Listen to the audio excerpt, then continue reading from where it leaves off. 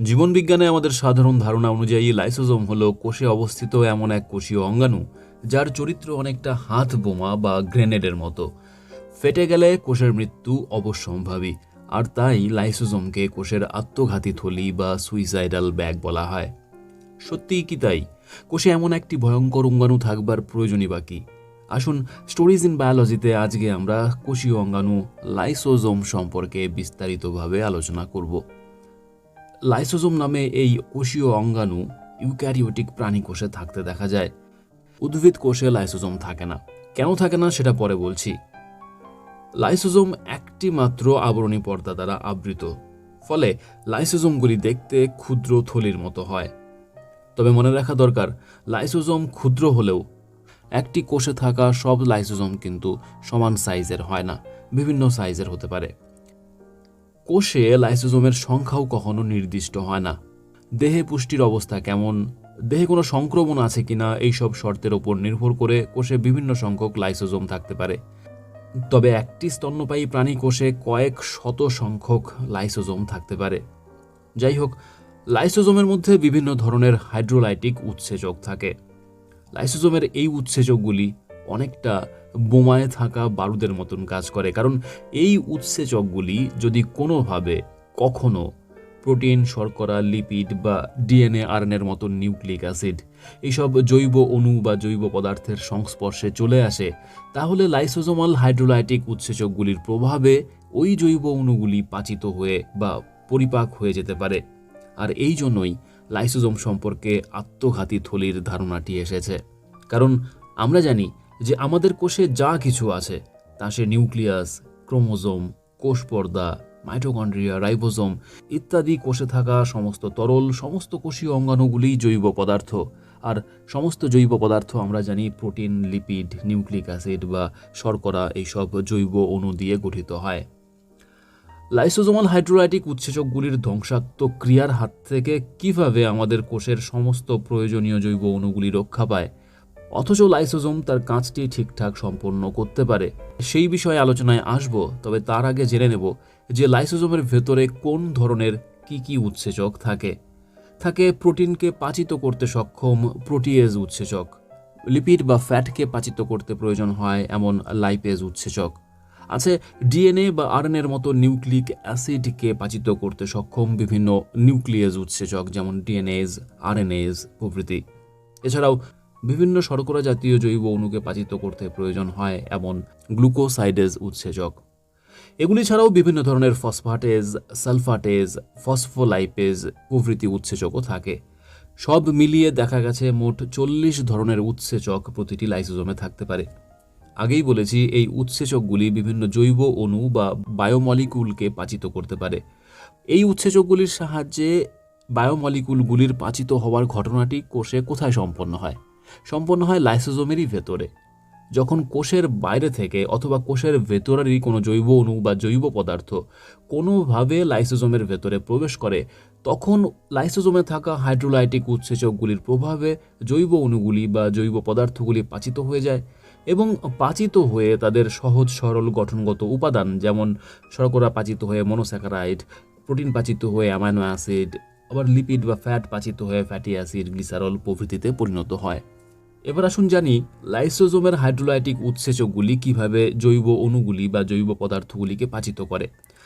আসলে এই উৎসেচকগুলি nucleic acid, শর্করা, প্রোটিন, লিপিড এই সমস্ত জৈব অণুর গঠনে যে বিশেষ ধরনের কিছু রাসায়নিক বন্ধনী থাকে, যেমন গ্লাইকোসাইডিক বন্ধনী বা পেপটাইড বন্ধনী বা এস্টার বন্ধনী, এই রাসায়নিক বন্ধনীগুলিকে উৎসেচকের উপস্থিতিতে জলের সাহায্যে হাইড্রোলাইজড করে দেয়, ফলে জৈব অণুগুলি ভেঙে যায়। উদাহরণস্বরূপ ধরুন, বৃহদাকার কোনো প্রোটিন অণু লাইসোজোমে প্রবেশ করলে প্রোটিনের মধ্যে যে পেপটাইড বন্ধনীগুলি থাকে সেগুলি লাইসোজোমাল প্রোটিয়েজ উৎসেচকের প্রভাবে হাইড্রোলাইজড হয়ে যায়, ফলে প্রোটিন ভেঙে গিয়ে প্রোটিনের গঠনগত উপাদান অনেক অ্যামাইনো অ্যাসিড উৎপন্ন করে। একইভাবে আগেই বলেছি, শর্করা বা কার্বোহাইড্রেট পাচিত হয়ে গ্লুকোজ, গ্যালাক্টোজের মতো মনোস্যাকারাইড, লিপিড বা ফ্যাট পাচিত হয়ে ফ্যাটি অ্যাসিড ও গ্লিসারল, অথবা ডিএনএ, আরএনএর মতো নিউক্লিক অ্যাসিড পাচিত হয়ে বিভিন্ন নিউক্লিওটাইড উৎপন্ন করে। তাহলে আমরা দেখলাম লাইসোজোমাল উৎসেচকগুলি কিভাবে বিভিন্ন জৈব অণুগুলিকে কোষের ভেতরেই পরিপাক করতে সাহায্য করে। লাইসোজোমের ভেতরে এই পরিপাক ক্রিয়াকে আমরা অন্তঃকোষীয় পরিপাক বা ইন্ট্রাসেলুলার ডাইজেশন বলে থাকি।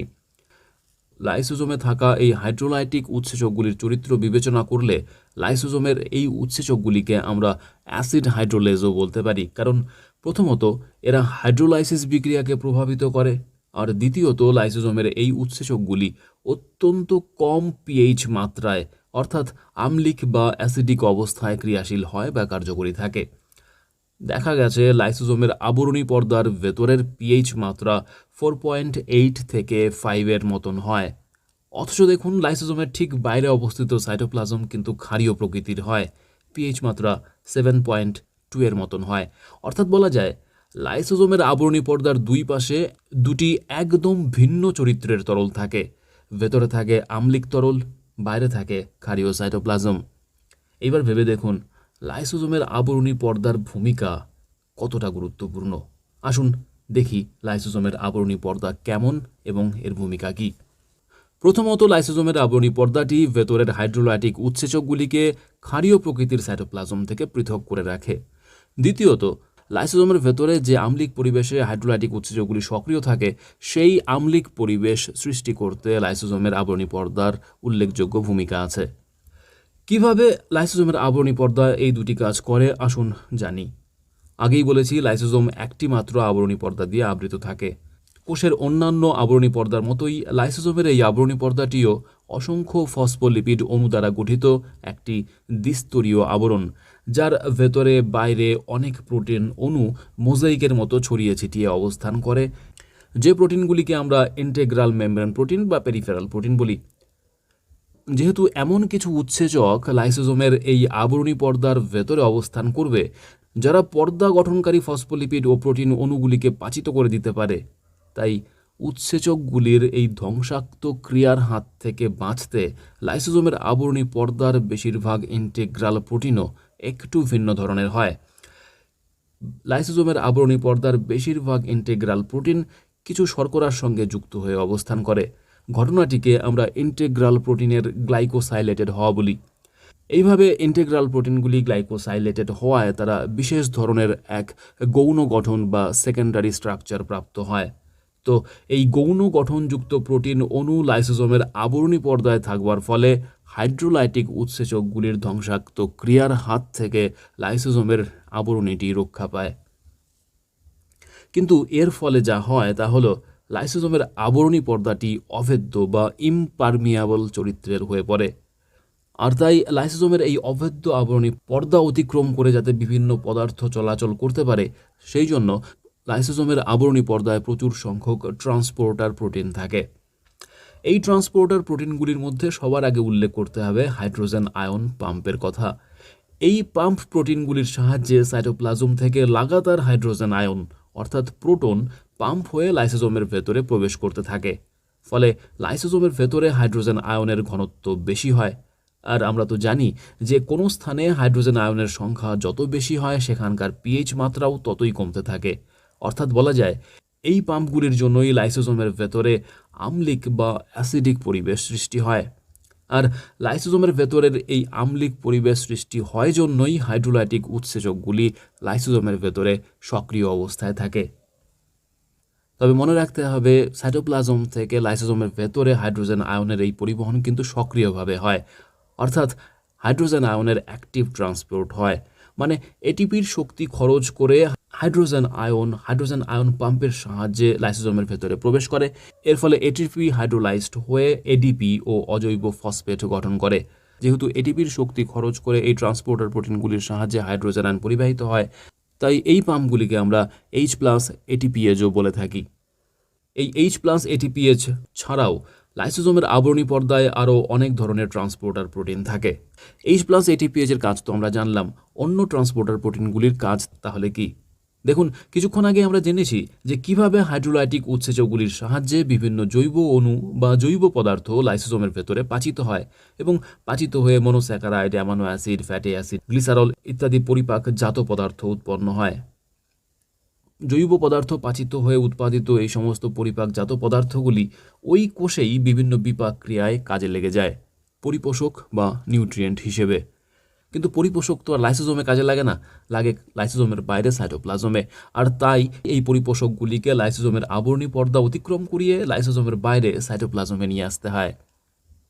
আবরণী পর্দায় উপস্থিত অন্যান্য যে ট্রান্সপোর্টার প্রোটিনগুলির কথা কিছুক্ষণ আগে আমরা বলছিলাম, সেই প্রোটিন ট্রান্সপোর্টারগুলি লাইসোজোমের ভেতরে অন্তঃকোষীয় পরিপাক ক্রিয়ায় উৎপাদিত বিভিন্ন পরিপাকজাত পদার্থগুলিকে লাইসোজোমের অভেদ্য আবরণী পর্দা অতিক্রম করিয়ে কোষের সাইটোপ্লাজমে প্রেরণ করতে সাহায্য করে। এরপরেও লাইসোজোম সম্পর্কে দুটি প্রশ্ন থেকেই যায়। প্রথমত, যে জৈব অণুগুলি হাইড্রোলাইটিক উৎসেচক দ্বারা লাইসোজোমের ভেতরে পাচিত হলো, সেগুলি কিভাবে লাইসোজোমের ভেতরে প্রবেশ করলো? আর দ্বিতীয়ত, লাইসোজোম নামে এই থলি বা ভেসিকেলের ভেতরে হাইড্রোলাইটিক উৎসেচকগুলি কিভাবে এলো? অন্যভাবে বলা যায়, লাইসোজোমের উৎপত্তি কিভাবে হলো? এই দুটি প্রশ্নের উত্তর আমাদের একটু বিস্তারিতভাবে আলোচনা করলে তবে আমরা পাবো। দ্বিতীয় প্রশ্নের উত্তর আগে খুঁজব, অর্থাৎ হাইড্রোলাইটিক উৎসেচকগুলি কিভাবে কোথা থেকে লাইসোজোমে এলো। দেখুন, আমরা জানি সমস্ত ধরনের উৎসেচকই রাসায়নিক চরিত্রে প্রোটিন, আর কোষে প্রোটিন সংশ্লেষিত হয় কোষীয় অঙ্গাণু রাইবোজোমে ট্রান্সলেশন প্রক্রিয়ায়। লাইসোজোমের যে হাইড্রোলাইটিক উৎসেচকগুলির কথা আমরা কিছুক্ষণ আগে জেনেছি, সেগুলির প্রিকারসার প্রোটিনগুলি রাইবোজোমের সাহায্যে সংশ্লেষিত হবার পর রাফ এন্ডোপ্লাজমিক রেটিকুলাম বা RER এর ভেতরে খরিত হয়। সংশ্লেষিত হবার পর এই প্রিকারসার প্রোটিনগুলি তাদের সঠিক গঠন পাবার জন্য এরপর RER বা রাফ এন্ডোপ্লাজমিক রেটিকুলাম থেকে ট্রান্সপোর্ট ভেসিকেলে আবদ্ধ হয়ে বাহিত হয়ে গলগি কমপ্লেক্সে প্রবেশ করে। তারপর গলগি কমপ্লেক্সের ভেতরে এই প্রিকারসার প্রোটিনগুলি ম্যানোজ 6-ফসফেট নামে এক বিশেষ ধরনের শর্করার সাথে যুক্ত হয়ে হাইড্রোলাইটিক উৎসেচকের নির্দিষ্ট ত্রিমাত্রিক গঠন প্রাপ্ত হয়।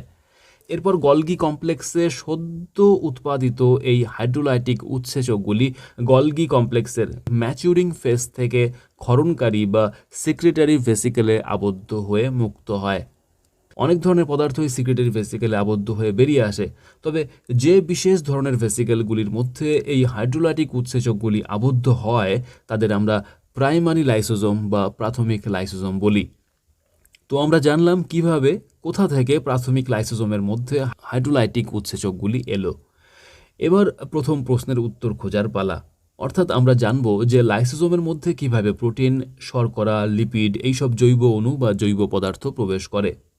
প্রথমেই বলে রাখা ভালো যে এই জৈব অণুগুলি কোনোভাবেই লাইসোজোমের অভেদ্য আবরণী পর্দা ভেদ করে লাইসোজোমের ভেতরে প্রবেশ করে না, বরং লাইসোজোম যেমন একটি পর্দাবৃত থলি বা ভেসিকল, এই জৈব পদার্থ বা জৈব অণুগুলিও পর্দাবৃত ভেসিকেলের আকারেই কোষে অবস্থান করে। আমরা পরবর্তীতে এই বিশেষ ভেসিকেলগুলির নাম জানব যে এরা এন্ডোজোম হতে পারে, ফ্যাগোজোম হতে পারে বা অটোফ্যাগোজোম হতে পারে। যাই হোক, প্রাইমারি লাইসোজোমের মতো এই বিশেষ ভেসিকেলগুলির আবরণী পর্দাতেও প্রচুর সংখ্যক হাইড্রোজেন আয়ন পাম্প থাকে, ফলে এই ভেসিকেলগুলির ভেতরের পরিবেশও আম্লিক হয়। যাই হোক, এরপর গলগি কমপ্লেক্স থেকে উৎপন্ন হওয়া প্রাইমারি লাইসোজোমগুলি ও জৈব পদার্থযুক্ত এই বিশেষ ভেসিকেলগুলির আবরণী পর্দা যখন পরস্পরের সংস্পর্শে আসে, উভয়ের চরিত্র একই ধরনের হওয়ায় উভয়ের আবরণী পর্দাই পরস্পরের সাথে মিশে যায়, ফলে প্রাথমিক লাইসোজোম ও জৈব পদার্থযুক্ত এই বিশেষ ভেসিকেল দুটি একসঙ্গে যুক্ত হয়ে যায়। উভয় ভেসিকেল যুক্ত হয়ে যে নতুন অপেক্ষাকৃত বড় ভেসিকেলটি সৃষ্টি করে তাকে আমরা লাইসোজোম বলি। লক্ষ্য করে দেখুন, এইভাবে যে লাইসোজোমটি সৃষ্টি হলো, জৈব পদার্থগুলি কিন্তু তার মধ্যে হাইড্রোলাইটিক উৎসেচকের পাশেই অবস্থান করছে। যাই হোক, তো আমরা জানলাম কিভাবে জৈব পদার্থ বা জৈব অণু বাইরে থেকে কোষের সাইটোপ্লাজম থেকে লাইসোজোমে প্রবেশ করলো। এরপর লাইসোজোমে প্রবেশ করা এই জৈব পদার্থগুলি লাইসোজোমাল হাইড্রোলাইটিক উৎসেচকের সাহায্যে আগে বলা পদ্ধতিতে পাচিত হবে। এবার শেষ যে জিনিসটা জানা বাকি রয়ে গেল তা হলো জৈব পদার্থযুক্ত যে বিশেষ ভেসিকেলগুলির সাথে প্রাথমিক লাইসোজোম যুক্ত হয়ে লাইসোজোম গঠন করলো, সেই জৈব পদার্থগুলি আসলে কি, কেনই বা তারা ভেসিকেলে আবদ্ধ হলো বা কিভাবে তারা ভেসিকেলে আবদ্ধ হলো। দেখুন, জৈব পদার্থগুলি কোষের ভেতরের কোনো পদার্থ হতে পারে, আবার কোষের বাইরে থেকে আসা কোনো পদার্থও হতে পারে। যখন কোনো কোষীয় অঙ্গাণু, যেমন ধরুন মাইটোকন্ড্রিয়া, আমরা জানি আমাদের লিভার কোষে থাকা মাইটোকন্ড্রিয়া গড়ে 10 দিন বাঁচে। তো ধরুন এরকমই কোনো একটা মাইটোকন্ড্রিয়া যখন নষ্ট হয়ে যায় বা মরে যায়, তখন বিশেষ প্রক্রিয়ায় ওই মাইটোকন্ড্রিয়াটি দুটি আবরণী পর্দা দ্বারা আবদ্ধ হয়ে এক ধরনের ভেসিকেল গঠন করে। এই ভেসিকেলগুলিকে আমরা অটোফ্যাগোজোম বলি। এই অটোফ্যাগোজোমগুলির আবরণী পর্দায় বিশেষ ধরনের রিসেপ্টর থাকে, যে রিসেপ্টরগুলিকে চিনে নিতে পারে আমাদের প্রাইমারি লাইসোজোম। যাই হোক, আবার আমরা জানি আমাদের কোষগুলি বিভিন্ন কারণে বাইরের ব্যাকটেরিয়া বা অন্যান্য জীবাণুর আক্রমণের শিকার হয়। তো এই জীবাণুর আক্রমণ থেকে রক্ষা পাওয়ার জন্য এই ব্যাকটেরিয়া বা অন্যান্য জীব যারা কোষটিকে আক্রমণ করলো, অথবা ধরুন কোষের বাইরে থাকা অন্য কোনো মৃত কোষ, এইগুলি ফ্যাগোসাইটোসিস প্রক্রিয়ায় আমাদের ম্যাক্রোফাজ বা নিউট্রোফিল এই সমস্ত ইমিউন কোষগুলির ভেতরে ভেসিকেলের আকারে প্রবেশ করে। এই ভেসিকেলগুলিকে আমরা ফ্যাগোজোম বলে থাকি। আবার কোষের বাইরে থেকে ব্যাকটেরিয়া বা মৃত কোষ ছাড়াও শর্করা, প্রোটিন, লিপিডের মতো কিছু জৈব পদার্থ, তা সে খাদ্যই হোক বা কোনো লাইগ্যান্ড হোক, তা আমাদের কোষগুলিতে প্রবেশ করতে পারে এবং অবশ্যই ভেসিকেলের আকারে। এই ভেসিকেলগুলিকে আমরা এন্ডোজোম বলি। কিছুক্ষণ আগে যে ফ্যাগোসাইটোসিসের কথা বললাম, সেই ফ্যাগোসাইটোসিসও কিন্তু এক ধরনের এন্ডোসাইটোসিস, তাই ফ্যাগোজোমগুলিকেও আমরা এন্ডোজোম বলতে পারি। যাই হোক, তাহলে আমরা দেখলাম কোষের ভেতরের মৃত কোষীয় অঙ্গাণুযুক্ত ভেসিকেলগুলি হলো অটোফ্যাগোজোম, আর কোষের বাইরে থেকে আসা জীবাণু, মৃত কোষ অথবা অন্যান্য জৈব পদার্থগুলি কোষে প্রবেশ করে যে ভেসিকেল গঠন করে সেগুলি হলো এন্ডোজোম। কোষের গলগি কমপ্লেক্স থেকে যে প্রাথমিক লাইসোজোমগুলি সৃষ্টি হয়েছিল, তারা এই অটোফ্যাগোজোম বা এন্ডোজোমগুলির আবরণী পর্দায় থাকা রিসেপ্টরকে চিনে নিতে পারে। যাই হোক, সে অনেক জটিল ব্যাপার। তো শেষ অবধি যেটা হয় সেটা হলো প্রাথমিক লাইসোজোম আর এই অটোফ্যাগোজোম বা এন্ডোজোমের মিলিত রূপ যা, তাই হলো লাইসোজোম। সেটা আমরা কিছুক্ষণ আগে বলেছি। অটোফ্যাগোজোমের সাথে প্রাথমিক লাইসোজোম যুক্ত হয়ে এদের ভেতরে অবস্থিত মৃত কোষীয় অঙ্গাণু যেমন মাইটোকন্ড্রিয়া পাচিত হয়ে পরিপোষকে পরিণত হওয়ার ঘটনাটিকে আমরা অটোফ্যাগি বলে থাকি। অটোফ্যাগি প্রক্রিয়ায় একদিকে যেমন মৃত কোষীয় অঙ্গাণু অপসারিত হয়, আবার একইভাবে ওই কোষীয় অঙ্গাণুগুলি যখন পাচিত হয় তখন আবার কিছুটা পরিপোষক উৎপন্ন হয়। এই ঘটনাটিকে আমরা কোষীয় উপাদানের রিসাইকেল হওয়াও বলতে পারি। যাই হোক, ঠিক একইভাবে অ্যাপোপ্টোসিস বা কোষের পরিকল্পিত মৃত্যু প্রক্রিয়ায় সমস্ত কোষীয় অঙ্গাণুগুলিও একইভাবে লাইসোজোমের হাইড্রোলাইটিক উৎসেচক দ্বারা পাচিত হতে পারে। ঘটনাটিকে আমরা অটোলাইসিস বলি। অন্যদিকে কোষের বাইরে থেকে এন্ডোসাইটোসিস প্রক্রিয়ায় কোষে গৃহীত রোগজীবাণু অথবা অন্যান্য জৈব পদার্থযুক্ত এন্ডোজোমগুলি যখন ঠিক একই প্রক্রিয়ার প্রাথমিক লাইসোজোমের সঙ্গে যুক্ত হয়, তখন এন্ডোজোমগুলির ভেতরে যে রোগজীবাণু বা জৈব পদার্থগুলি এসেছিল তারা পাচিত হয়, পাচিত হয়ে দেহকে রোগজীবাণুর হাত থেকে রক্ষা করে। এইভাবে এন্ডোজোমে থাকা জৈব পদার্থ প্রাথমিক লাইসোজোম দ্বারা পাচিত হওয়ার ঘটনাটিকে আমরা হেটেরোফ্যাগি বলি। ক্রিনোফ্যাগি বলে একটা প্রক্রিয়ার সাথেও লাইসোজোম জড়িত। দেখুন, রাফ এন্ডোপ্লাজমিক রেটিকুলামে উৎসেচক ছাড়াও বিভিন্ন ধরনের প্রোটিন তৈরি হয়। এরা সবাই ঠিক প্রাথমিক লাইসোজোমের মতোই একইভাবে গলগি কমপ্লেক্স থেকে সিক্রেটারি ভেসিকেল রূপে নির্গত হয়। উদাহরণ হিসেবে ধরুন, ইনসুলিন এইভাবে সিক্রেটারি ভেসিকেলে আবদ্ধ হয়ে আমাদের অগ্নাশয়ের আইলেটস অফ ল্যাঙ্গারহ্যান্সের বিটা কোষগুলির গলগি কমপ্লেক্স থেকে বেরিয়ে আসে। ইনসুলিন আবদ্ধ এই সিক্রেটারি ভেসিকেলগুলি কিন্তু এরপর এক্সোসাইটোসিস প্রক্রিয়ায় কোষের বাইরে নিক্ষিপ্ত হওয়ার কথা। কেন সে তো আমরা সবাই জানি, যে কোনোভাবে হোক রক্ত শর্করাকে নিয়ন্ত্রণে রাখাই ইনসুলিনের কাজ। কিন্তু যে সিক্রেটারি ভেসিকেলগুলি যাদের মধ্যে ইনসুলিন আছে, তারা যে কোনো কারণেই হোক কোষের বাইরে এক্সোসাইটোসিস প্রক্রিয়ায় নিক্ষিপ্ত হলো না, তারা তো অতিরিক্ত এই ইনসুলিন বহনকারী ভেসিকেলগুলি একইভাবে প্রাথমিক লাইসোজোমের সঙ্গে যুক্ত হয়ে পুনরায় পাচিত হয়।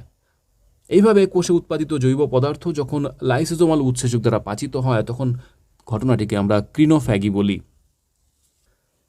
তাহলে আমরা জানলাম লাইসোজোম হেটেরোফ্যাগি, অটোফ্যাগি, অটোলাইসিস ও ক্রিনোফ্যাগি প্রক্রিয়ায় অংশগ্রহণ করে অন্তঃকোষীয় পরিপাকে অংশগ্রহণ করে। এটাই লাইসোজোমের কাজ। তবে এই প্রক্রিয়ায় লাইসোজোমাল উৎসেচকগুলো কিন্তু সমস্ত পদার্থকে পাচিত করতে পারে না। কিছু কিছু পদার্থ অপাচ্য অবস্থাতেও লাইসোজোমে থেকে যায়। অপাচ্য পদার্থযুক্ত লাইসোজোমগুলিকে আমরা রেসিডুয়াল বডি বলে থাকি।